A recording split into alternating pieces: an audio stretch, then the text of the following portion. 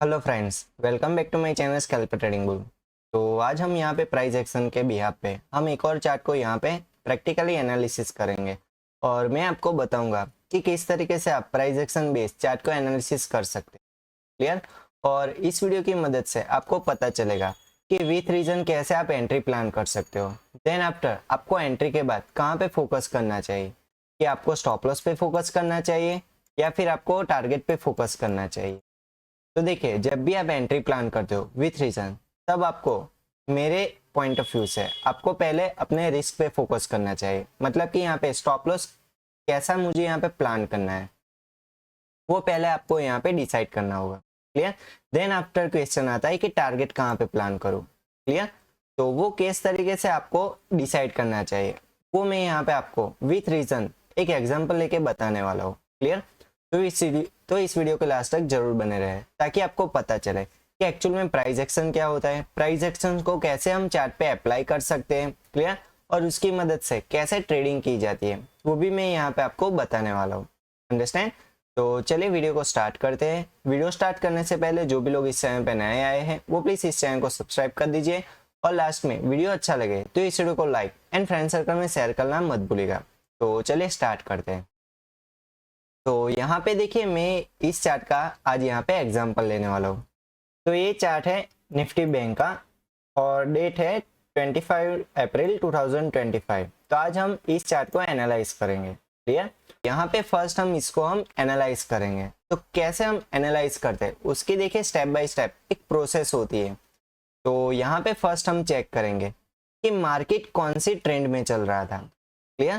तो देखिए, नॉर्मली मैं यहाँ पे आपको थोड़ा यहाँ पे एक बेसिक्स का मैं यहाँ पे आपको अंडरस्टैंडिंग दे देता हूँ कि प्राइस एक्शन क्या होता है। तो देखिए, प्राइस प्लस एक्शन, वो इन दोनों वर्ड्स का एक मिक्सअप है। क्लियर। तो यहाँ पे जो भी प्राइस चल रहा होता है उसका कहाँ पे एक्शन हो रहा है उसको हमें यहाँ पे कैप्चर करना है।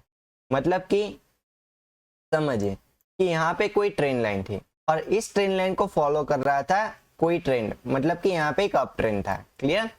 तो यहाँ पे एक्शन कहाँ पे आ रहा था, तो देखिए फर्स्ट एक्शन आ रहा था इस ट्रेंड लाइन पे, कि जैसे ही प्राइस इस ट्रेंड लाइन को टच करता है वैसे ही प्राइस यहाँ से ऊपर की ओर मूव करता है। तो ये क्या हो गया, ये एक एक्शन हो गया। क्लियर। तो हमें यहाँ पे क्या फोकस करना है कि इस एक्शन को हमें पहले से ही आइडेंटिफाई करना है। तो वो कैसे करेंगे, तो प्राइस एक्शन का यूज करेंगे। क्लियर। तो अगर आप इसको पहले से ही इस एक्शन को आप पहले ही से ही कैप्चर कर सकते हो तो आपको यहाँ पे पता चल जाएगा कि मुझे यहाँ पे एक एडवांस ऑर्डर प्लेस करके एक एंट्री प्लान करनी है। क्लियर। तो ऐसे आप एक रीजन के साथ एंट्री प्लान कर सकते हो। अंडरस्टैंड। तो चलिए मैं आपको चार्ट पे ही बताता हूँ कि कैसे एनालिसिस किया जाता है। क्लियर। तो यहाँ पे ये जो चार्ट है वहां पे हमें फर्स्ट क्या चेक करना होगा कि यहाँ पे बायर्स कहाँ पे है और सेलर्स कहाँ पे, मतलब कि यहाँ पे सपोर्ट कहाँ पे है एंड रेजिस्टेंस कहाँ पे, वो हमें यहाँ पे पहले आइडेंटिफाई करना होगा। क्लियर। तो समझिए कि आप एज्यूम कीजिए कि अगर ये लाइव मार्केट होता तो यहाँ पे ये चार्ट तो अभी बना ही नहीं होता। क्लियर। तो वहां पे हम कैसे आइडेंटिफाई करते हैं कि कहाँ पे इंपॉर्टेंट सपोर्ट है और कहाँ पे इंपॉर्टेंट रेजिस्टेंस है। तो देखिए, इससे प्रीवियस डे मतलब कि इसके प्रीवियस डेटा को हमें पहले एनालाइज करना होगा और वहीं पर जाके हमें important support and resistance levels हमें वहां पे मिल सकते हैं। क्लियर। तो हम पहले यहाँ पे प्रीवियस डेटा में जाएंगे और वहां पे important support and resistance zones हम यहाँ पे मार्क करेंगे। क्लियर। तो यहाँ पे मैं पहले आपको बता देता हूँ कि रेजिस्टेंस एंड सपोर्ट जोन क्या होता है। तो देखिए, जोन का मतलब होता है एक 3 लेयर की एक पोर्शन होता है। देखिए, एक थ्री लेयर की एक लाइन होती है जिसमें होती है एक अपर लाइन और एक लोअर लाइन होती है और एक होती है मिडल लाइन। क्लियर। अगर मार्केट इसके ऊपर है तो ये क्या काम करेगा, एक सपोर्ट जोन का काम करेगा। मतलब कि प्राइस यहाँ से सपोर्ट ले सकता है या इसके अंदर से भी सपोर्ट ले सकता है या तो इसके लोअर लिमिट से भी सपोर्ट ले सकता है। क्लियर। अगर समझिए कि ये मार्केट इसके नीचे है यहाँ पे, तो ये अब कौन सा काम करेगा, ये एक रेजिस्टेंस का काम करेगा। तो इसके मुताबिक अब ये कैसे काम करेगा, तो देखिए यहाँ से रेजिस्टेंस ले सकता है या तो फिर यहाँ से रेजिस्टेंस ले सकता है या तो फिर इसके अंदर से भी रेजिस्टेंस ले सकता है। क्लियर। तो यहाँ पे लेवल से ज्यादा इंपॉर्टेंट होता है ये जोन। तो यहाँ पे हमें क्लियरिटी मिलती है कि कहाँ से मार्केट अच्छे तरीके से हमें रिजल्ट्स दे सकता है। लेवल में क्या होता है, एक सिंपल एक लाइन होती है, प्राइस अगर इस लाइन को टच करता है तो कंफर्मेशन सही है, अदरवाइज प्राइस इसके आगे से रिवर्स हो जाता है या तो फिर इसके अंदर से रिवर्स हो जाता है, तो यहाँ पे हमें रॉन्ग सिग्नल मिलता है। क्लियर। लेकिन जोन में हमें एक्यूरेट सिग्नल मिलता है। क्लियर। तो इसी वजह से हम यहाँ पे जोन मार्क करेंगे। क्लियर। तो देखिए यहाँ पे हम जोन किस तरीके से मार्क करेंगे, तो हम सिंपल यहाँ पे स्विंग हाई और स्विंग लो पे फोकस करके यहाँ पे हम जोन मार्क करेंगे। तो देखिए स्विंग हाई और स्विंग लो क्या होता है, जहां से ट्रेंड स्टार्ट हुआ होता है। सपोज कि देखिए यहाँ से कोई अप ट्रेंड स्टार्ट हुआ। क्लियर। तो ये अप ट्रेंड किस तरीके से आगे बढ़ता है, तो वो हाई एंड लो के ऊपर वो आगे बढ़ता है, मतलब कि एक हाई बनाया, इसके ऊपर एक नया हाई बनाया। क्लियर। और ये जो लो बनाया इसके ऊपर एक नया लो बनाया। तो इस तरीके से अप ट्रेंड क्या होता है, ऊपर की ओर मूव करता है। लेकिन इसका कंफर्मेशन, तो यहाँ पे हमें एक ट्रेंड लाइन मार्क करनी होगी, तो जिसकी मदद से हमें पता चलेगा कि प्राइस इस ट्रेंड लाइन को फॉलो करते हुए ऊपर की ओर जा रही है। क्लियर। अगर इस ट्रेंड लाइन का ब्रेकडाउन होता है तो ये क्या हो जाएगा, ये जो पीक पॉइंट है वो हो जाएगा स्विंग हाई। क्लियर। तो हमें यहाँ पे क्या फोकस करना है, swing low and swing high. क्यों, क्योंकि ये जो स्विंग लो है ना वो यहाँ पे काम करता है बाइंग का, और ये जो स्विंग हाई है ना वो काम करता है यहाँ पे सेलिंग का। मतलब कि ये क्या हो गया, एक रेजिस्टेंस हो गया, और ये क्या हो गया, एक सपोर्ट बन गया। क्लियर। तो चलिए अब हम इसको यहाँ पे अप्लाई करते हैं प्रैक्टिकली। तो देखिए यहाँ पे मुझे एक अप ट्रेंड देखने को मिला। क्लियर। इसके बाद प्राइस यहाँ से रेजिस्टेंस फेस करता है और फिर प्राइस यहाँ पे एक लो लगाता है। क्लियर। इसके बाद इसके हाई के ऊपर कोई नया हाई देखने को मिला, द आंसर इज नो। तो इसका क्या मीनिंग हो गया कि यहाँ पे कोई अप ट्रेंड कंटिन्यू नहीं रहा। अगर कंटिन्यू रहा होता तो ये जो प्रीवियस हाई था उसके ऊपर एक नया हाई हमें देखने को मिलता। क्लियर। तो इसकी वजह से यहाँ पे स्विंग लो और स्विंग हाई कहाँ पे था, तो कि यहाँ पे ये था एक स्विंग लो और ये था एक स्विंग हाई। क्लियर। तो हमें इन दोनों को क्या करना है, यहाँ पे मार्क कर देना है, जिसकी मदद से हमें यहाँ पे पता चल जाएगा कि यहाँ पे बाइंग स्टार्ट हुई थी और इस वाले पोर्शन में यहाँ पे एक सेलिंग स्टार्ट हुई थी। क्लियर। चलिए इसके बाद कौन सा ट्रेंड हमें देखने को मिला, तो देखिए यहाँ पे ये जो लो लगा तो यहाँ पे सपोर्ट बनाया फर्स्ट। क्लियर। उसके बाद प्राइस ने यहाँ पे एक हाई लगाया, देन आफ्टर यहाँ पे एक लो लगाया। क्लियर। लेकिन इसके ऊपर कोई नया हाई बनाया, द आंसर इज नो। मतलब कि यहाँ पे क्या हो गया, मार्केट एक फ्लैट चला गया, मतलब कि यहाँ पे एक साइडवेज चला गया। क्लियर। तो देखिए साइडवेज मार्केट को कैसे आइडेंटिफाई करते हैं, समझिए कि प्राइस अगर फर्स्ट टाइम यहाँ पे रेजिस्टेंस फेस करता है और फर्स्ट टाइम यहाँ पे सपोर्ट फेस करता है, तो ये क्या हो जाएगा, एक पॉसिबिलिटी हो जाएगी कि प्राइस अगेन यहाँ पे आगे भी यहाँ पे रेजिस्टेंस फेस कर सकता है और यहाँ पे आगे भी एक बार यहाँ पे सपोर्ट फेस कर सकते हैं। क्लियर। अगर उसका यहाँ पे कंफर्मेशन मिलता है तो यहाँ पे हमें पता चल जाएगा कि प्राइस यहाँ पे साइडवेज चल रहा है। क्लियर। क्योंकि अपर साइड दो बार यहाँ पे रेजिस्टेंस ले चुका है और बॉटम साइड यहाँ पे दो बार अगर सपोर्ट ले चुका है, तो यहाँ पे कंफर्म है कि प्राइस यहाँ पे साइडवेज चल रही है। तो देखिए उसका यहाँ पे प्रैक्टिकल एग्जांपल है। तो देखिए प्राइस यहाँ पे सपोर्ट बनाया, देन आफ्टर यहाँ पे एक हाई बनाया और फिर यहाँ पे रेजिस्टेंस फेस करते हुए प्राइस ने यहाँ पे एक लो लगाया, अगेन यहाँ पे एक सपोर्ट बनाया। क्लियर। और फिर प्राइस यहाँ पे एक हाई बनाता है और यहाँ पे रेजिस्टेंस बनाता है। क्लियर। देन आफ्टर यहाँ पे एक सपोर्ट बनाता है। तो एक कांस्टेंट देखिए प्राइस यहाँ पे मल्टीपल टाइम रेजिस्टेंस फेस करता है और बॉटम साइड यहाँ पे मल्टीपल टाइम सपोर्ट फेस करता है। क्लियर। तो हमें यहाँ पे आइडेंटिफाई हो गया कि यहाँ पे मार्केट साइडवेज है। तो साइडवेज मार्केट में क्या करना है, वहां पे कोई भी ट्रेड नहीं लेना है। समझिए जब भी साइडवेज मार्केट हमें पता चल जाए तो उस केस में हमें उसका ब्रेकआउट का यहाँ पे वेट करना है। जब यहाँ पे ब्रेकआउट देन आफ्टर रिट्रेसमेंट देखने को मिले तभी हमें आगे प्लान करना है। क्लियर। तो इस वाले पोर्शन का यहाँ पे ब्रेकआउट हुआ, तो देखिए यहाँ पे कोई ब्रेकआउट तो नहीं हुआ, लेकिन यहाँ पे इस वाले पोर्शन के अकॉर्डिंग यहाँ पे ब्रेकडाउन हुआ और ब्रेकडाउन होने के बाद रिट्रेसमेंट कहाँ पे मिला, तो देखिए यहाँ पे ब्रेकडाउन देन आफ्टर रिट्रेसमेंट इस वाले लेवल पे यहाँ पे रिट्रेसमेंट देखने को मिला। क्लियर। तो यहाँ पे जब भी ब्रेकआउट होता है या तो फिर ब्रेकडाउन होता है तब यहाँ पे रिट्रेसमेंट आना जरूरी है, क्योंकि एक पैटर्न होता है, कोई भी लेवल का ब्रेकआउट या ब्रेकडाउन होता है तो वो एक पैटर्न होता है। समझिए कि अगर ये ट्रेंड लाइन है, अगर ये अप ट्रेंड का यहाँ पे ब्रेकडाउन हुआ तो समझिए यहाँ पे रिट्रेसमेंट कहाँ पे आ सकता है, या तो फिर इस ट्रेंड लाइन पे आ सकता है, या तो फिर प्राइस प्रीवियस टाइम जहाँ पे सपोर्ट लिया होगा उसी के आसपास प्राइस यहाँ पे रिट्रेसमेंट दे सकता है। क्लियर? तो इस केस में रिट्रेसमेंट कहाँ पे दिया, तो देखिए यहाँ पे ब्रेकआउट, देन आफ्टर यहाँ पे इस वाले पोर्शन में रिट्रेसमेंट, और रिट्रेसमेंट के बाद दोबारा से मार्केट नीचे की ओर गिर गया और यहाँ पे मार्केट पॉज हो गया, मतलब कि यहाँ पे मार्केट क्लोज हो गया। अंडरस्टैंड? तो हमने प्रीवियस डेटा को जो एनालाइज किया उसके अकॉर्डिंग हमने कहाँ पे कैसे लेवल फाइंड आउट किए वो आपको अब पता चल गया। चलिए, इसके बाद इंपॉर्टेंट है कि इसका यूटिलाइज कैसे करना है, मतलब कि इसका यूज हमें कैसे करना है प्रैक्टिकली करंट चार्ट पे।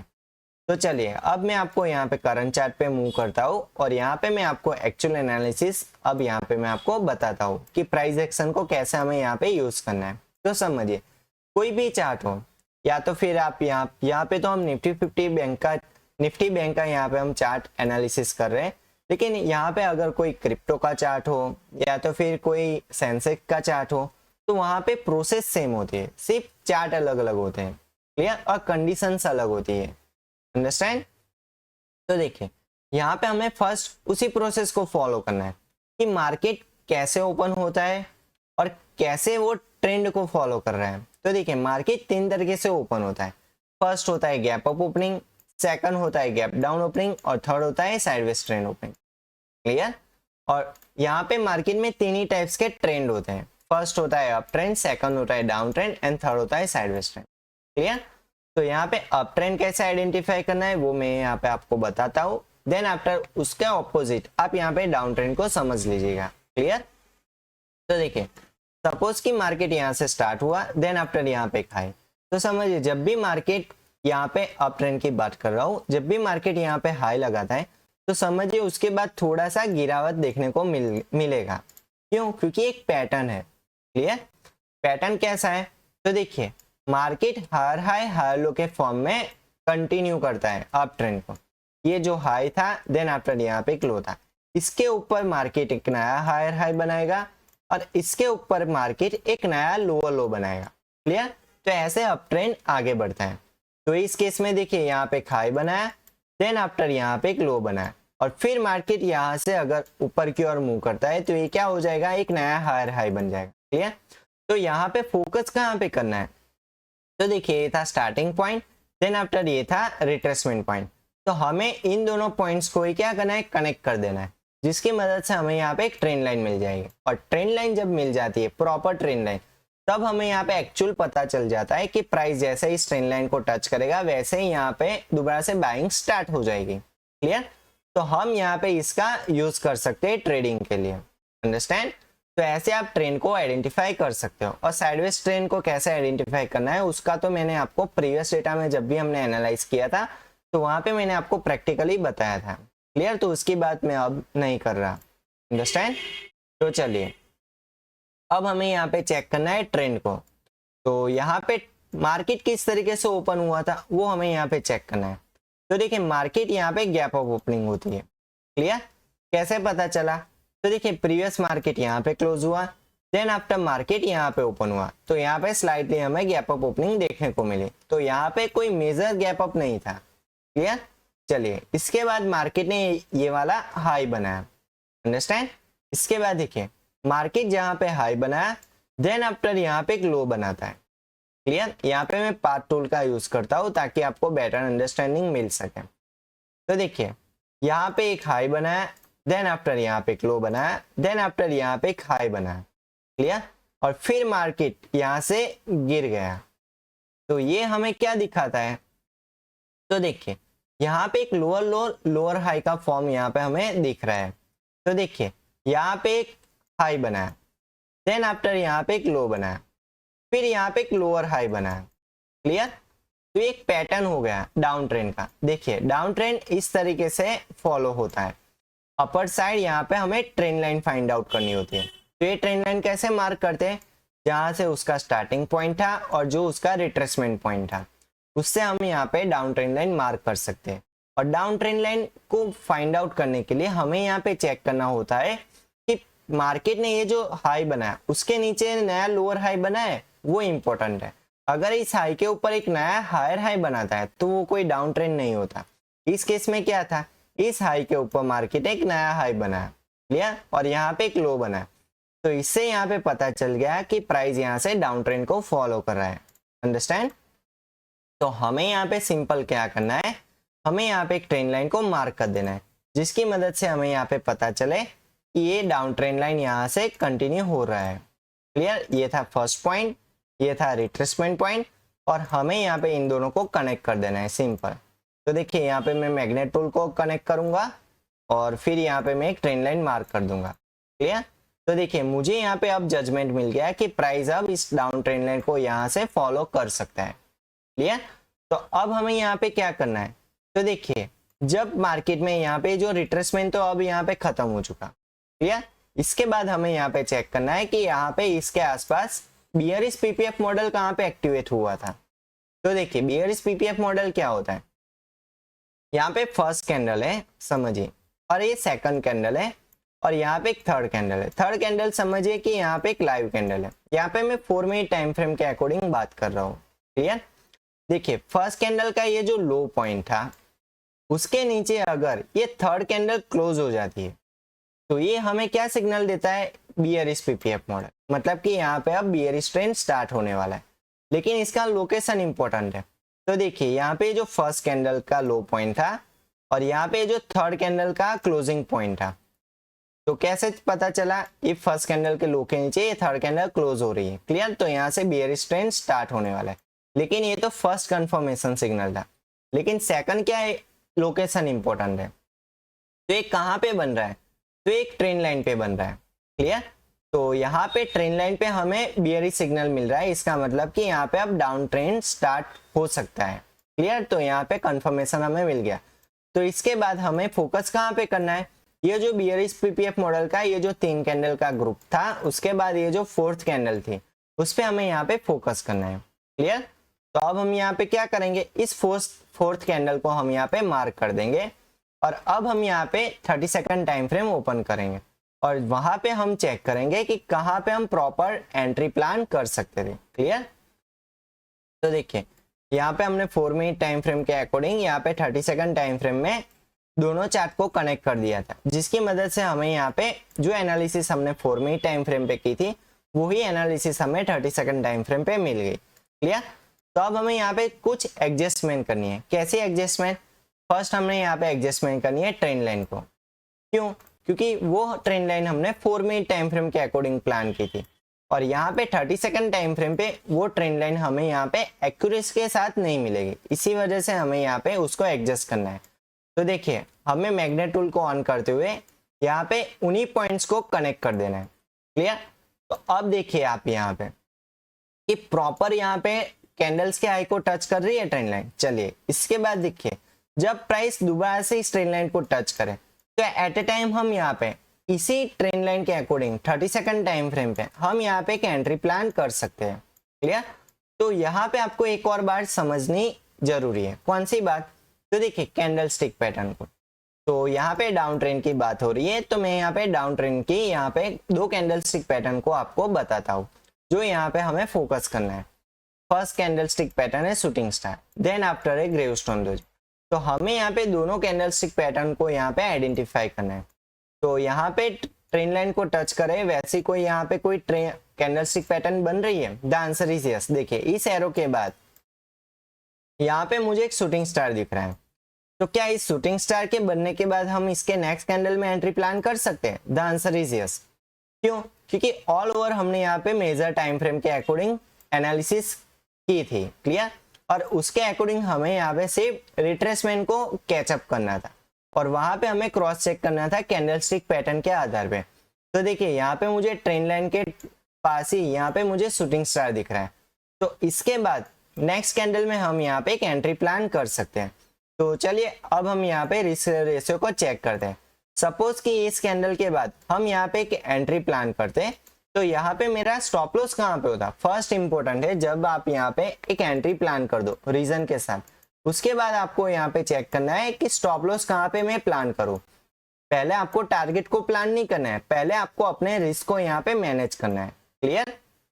तो देखिए यहाँ पे रिस्क कैसे हम प्लान कर सकते थे, तो जो जिस कैंडल के आधार पे हमने यहाँ पे एंट्री प्लान की थी, उसी कैंडल के हाई का हम यहाँ पे क्या कर सकते हैं, स्टॉप लॉस प्लान कर सकते हैं। क्लियर? तो देखिए यहाँ पे हम इसी कैंडल के हाई का स्टॉप लॉस प्लान करेंगे।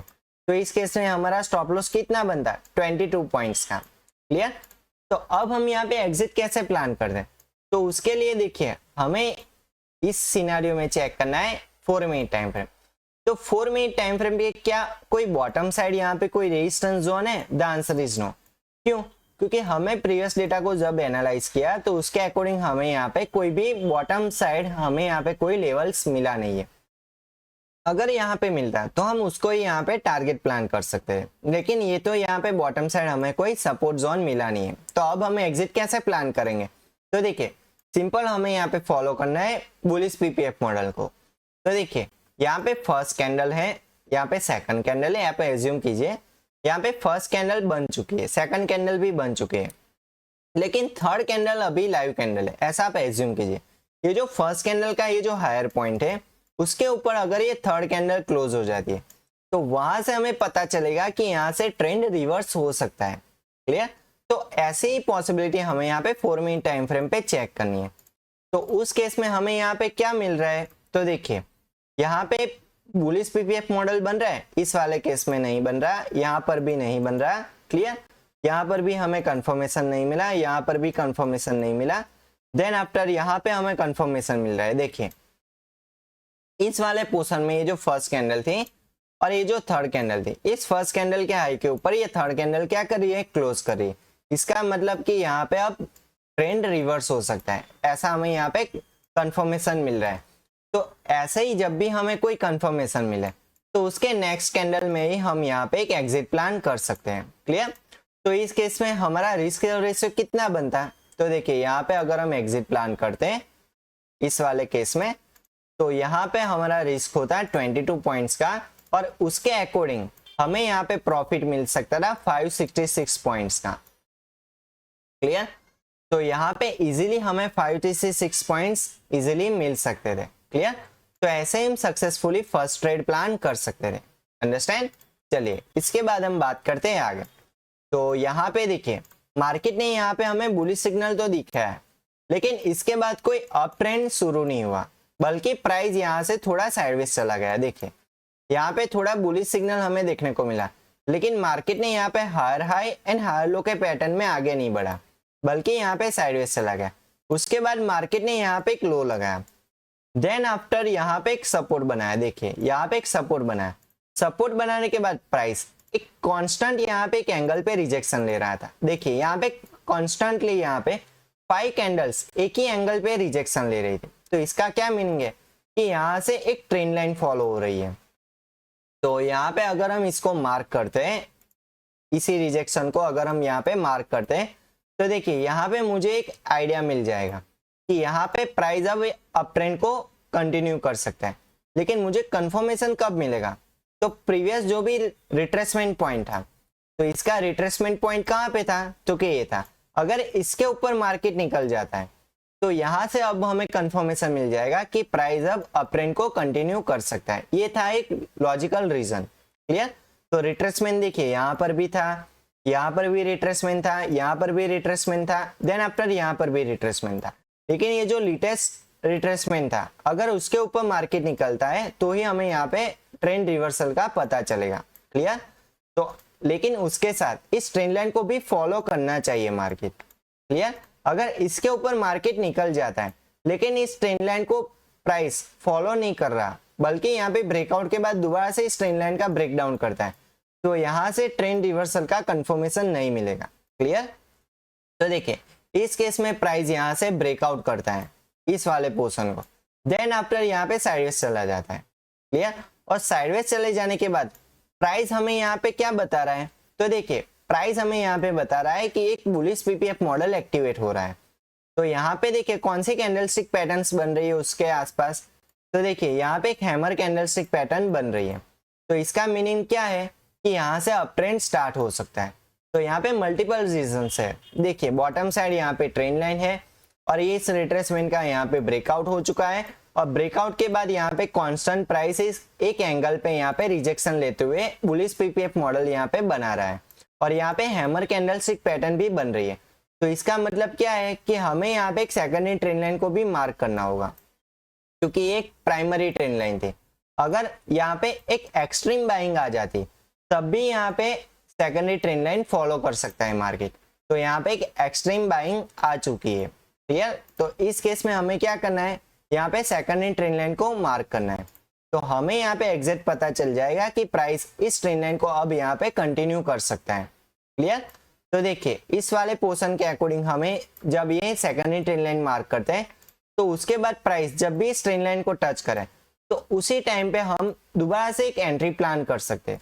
तो इस केस में हमें उसी प्रोसेस को फॉलो करना है जो हमने डाउन ट्रेंड को फॉलो किया था। मतलब कि अब हमें यहाँ पे हैमर कैंडलस्टिक पैटर्न को फोकस करना है, लेकिन उसका लोकेशन तो देखिए इस सेकेंडरी ट्रेंड लाइन को वो टच करना चाहिए, क्लियर। तो इस वाले केस में यहाँ पे हैमर कैंडलस्टिक पैटर्न बन रही है और यहाँ पे इस ट्रेंड लाइन को भी ये कैंडल टच कर रही है। तो इसके नेक्स्ट हम इसी कैंडल के पास यहाँ पे एक एंट्री प्लान कर सकते हैं। तो उस केस में हमारा रिस्क रिवॉर्ड रेशियो कितना बनता है, तो देखिए अगर हम इसके नेक्स्ट कैंडल में एंट्री लेते हैं और इस हैमर कैंडलस्टिक पैटर्न के लो के नीचे अगर हम यहाँ पे स्टॉप लॉस प्लान करते हैं तो यहाँ पे अपना स्टॉप लॉस होता है 39 पॉइंट का, क्लियर। और उस केस में हमें एग्जिट कहाँ पे मिल सकती थी, तो देखिए यहाँ पे एग्जिट मिल सकती थी, यहाँ पे फर्स्ट टारगेट यहाँ पे होता है। क्यों, क्योंकि यहाँ पे प्रीवियस रेजिस्टेंस पॉइंट था, इसीलिए हम यहाँ पे फर्स्ट टारगेट प्लान कर सकते थे। लेकिन बीच में हमें क्रॉस चेक भी करना है, कौन सी बातों को, तो देखिए ये जो सेकेंडरी ट्रेंड लाइन है अगर इस ट्रेंड लाइन को ब्रेक डाउन करती है, मतलब कि इस ट्रेंड लाइन के नीचे कोई भी कैंडल क्लोज करती है तो एट ए टाइम हम वहां पे एग्जिट प्लान कर सकते हैं। और बीच में हमें यहाँ पे चेक करना है कि बियरिश पीपीएफ मॉडल कहाँ पे एक्टिवेट हो रहा है, क्योंकि हम यहाँ पे entry and stop loss 4 minute time frame पे डिस्कशन कर रहे हैं, अंडरस्टैंड। तो हमें यहाँ पे 4 मिनट टाइम फ्रेम पे बियरिश पीपीएफ मॉडल को भी यहाँ पे चेक करना है। तो देखिए इस केस में हमें बियरिश पीपीएफ मॉडल कहाँ पे दिख रहा है, तो देखिए ये जो 3 कैंडल का ग्रुप था उसमें ये जो फर्स्ट कैंडल का लो था उसके नीचे ये थर्ड कैंडल क्या कर रही है, क्लोज कर रही है। तो इसी कैंडल के खत्म होने के बाद हम इंस्टेंट यहाँ पे एग्जिट प्लान कर सकते थे, मतलब कि यहाँ पे हम एग्जिट प्लान कर सकते थे, क्लियर। तो इस केस में हमारा प्रॉफिट कितना बन सकता था, तो कि यहाँ पे इतना हमें प्रॉफिट मिल सकता था। 39 पॉइंट का हमारा यहाँ पे रिस्क होता और 121 पॉइंट हमें यहाँ पे मिल सकते थे, क्लियर। भले ही हमें यहाँ पे प्रॉफिट कम मिलता लेकिन यहाँ पे लॉजिकल रीजन के साथ हमारी यहाँ पे एंट्री होती, स्टॉप लॉस होता और हमारा यहाँ पे टारगेट मिलता, क्लियर। अगर हम चाहे तो यहाँ पर भी हम एग्जिट प्लान कर सकते हैं, लेकिन एक रीजन के साथ अगर आपको एग्जिट प्लान करना है तो आपको इन्हीं रूल्स को फॉलो करना होगा। जब आप रूल्स को फॉलो करोगे तब आप एक डिसिप्लिन ट्रेडर की तरह आप ट्रेडिंग करते हुए पाओगे खुद को, क्लियर। चलिए इसके बाद मार्केट में क्या हुआ, तो देखिए इसके बाद मार्केट में प्राइस यहाँ पे जैसे ही ट्रेंड लाइन को ब्रेक डाउन करता है फिर मार्केट में यहाँ पे रिट्रेसमेंट देखने को मिलता है, क्लियर। रिट्रेसमेंट के बाद दोबारा से प्राइस इस ट्रेंड लाइन को टच कर रहा है। ये कौन सी ट्रेंड लाइन थी, ये थी प्राइमरी ट्रेंड लाइन और ये प्राइमरी ट्रेंड लाइन को भी ब्रेक डाउन कर रहा है और यहाँ से प्राइस रिट्रेसमेंट लेने की कोशिश कर रहा है और यहाँ से रिट्रेसमेंट लेने के बाद प्राइस यहाँ पे लो लगाता है और यहाँ पे मार्केट क्लोज हो जाता है, क्लियर। तो आज के एनालिसिस में हमें कहाँ पे एंट्री मिल सकती थी, तो देखिए सक्सेसफुली हम ऐसा ही अगर ट्रेडिंग प्लान करते हैं तो हम यहाँ पे first and second trade plan कर सकते थे, क्लियर। तो यहाँ पे एक लॉजिक के साथ हमने एंट्री प्लान की थी, क्लियर। तो यहाँ पे हमने डिस्कशन किया कि कैसे आपको प्राइस एक्शन का यूज करके एक इंपॉर्टेंट ट्रेंड लाइन मार्क करनी चाहिए, कैसे आपको support and resistance zone mark करना चाहिए, कौन सी कैंडलस्टिक पैटर्न पे आपको फोकस करना चाहिए, रिस्क को कैसे मैनेज किया जाता है, प्रॉफिट को कैसे मैनेज करना चाहिए, टारगेट को कैसे डिसाइड करना चाहिए। जब आप एक ट्रेंड लाइन मार्क करते हैं उसके बाद अगर मार्केट एक एक्सट्रीम सिचुएशन में आ जाती है तब आपको कैसे आइडेंटिफाई करना चाहिए कि मुझे सेकेंडरी ट्रेंड लाइन मार्क करनी है, उसके बारे में भी हमने यहाँ पे डिस्कशन किया। और जब भी ब्रेकआउट और ब्रेकडाउन होता है उसके बाद क्या होता है उसके बारे में भी हमने यहाँ पे डिस्कशन किया और साइडवेज मार्केट को कैसे आइडेंटिफाई करना चाहिए वो भी हमने यहाँ पे प्रैक्टिकल एग्जांपल लेके मैंने आपको बताया, क्लियर। तो आई होप आपको आज के इस चार्ट एनालिसिस एपिसोड से पता चला होगा कि कैसे आप प्रैक्टिकली चार्ट को एनालाइज करके आप अपने ट्रेडिंग को डिसाइड कर सकते हो, मतलब कि आप अपने प्रॉफिट को मैक्सिमाइज कर सकते हो और अपने लॉसेस को मिनिमाइज कर सकते हो। क्लियर? तो आई होप आपको आज का ये एनालिसिस वीडियो पसंद आया होगा। पसंद आया है तो प्लीज इस वीडियो को लाइक एंड फ्रेंड सर्कल में शेयर करना मत भूलिएगा, और जो भी लोग इस चैनल पे नए आए हैं वो प्लीज नीचे दिए गए सब्सक्राइब बटन को क्लिक कर दीजिए ताकि ऐसे ही इंटरेस्टिंग वीडियो आप तक जल्द से जल्द पहुंच सके। क्लियर? तो इसी के साथ इस एनालिसिस वीडियो को यहाँ पे एंड करते हैं और मिलते हैं अगले नए एनालिसिस वीडियो में। तब तक के लिए गुड बाय।